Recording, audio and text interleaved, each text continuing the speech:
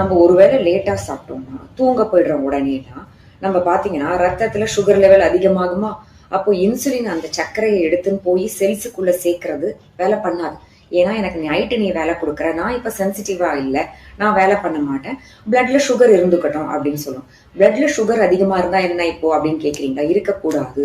இருந்தா பல ப்ராப்ளம்ஸ் வரும். என்னன்னு சொல்றேன் கேட்டுக்கோங்க. இருந்தா பிளட்டை கொண்டு போற ரத்த குழாய் உள்ளலாம் ரணம் ஆயிடுமா, இன்ஃபிளமேஷன் வரும். நாளடைவுல ரத்த குழாய் உள்ளலாம் டேமேஜ் ஆக ஆரம்பிக்கும். அதனாலதான் ஹார்ட் டிசீஸ் வருது, வாஸ்குலர் டிசீஸ் சொல்ற காலுக்கு ரத்தம் சப்ளை பண்ணக்கூடிய ரத்த குழாய் உள்ளலாம் டிசீஸ் வருது, கிட்னிஸ்க்கு சப்ளை பண்ற ரத்த குழாய் உள்ளலாம் டிசீஸ் வரும், பிரெயினுக்கு போற ரத்த குழாயெல்லாம் டிசீஸ் வரும்.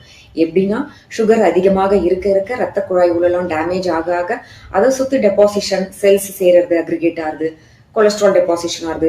இந்த மாதிரி ரத்தம் போக வேண்டிய இடத்துல எல்லாம் அடைப்பு ஏற்பட்டு கம்மியா ரத்தம் போகும். So crony disease like sugar வராம தடுக்கணும்னா நீங்க சீக்கிரம் சாப்பிடணும். அதாவது பகலோட சீக்கிரம்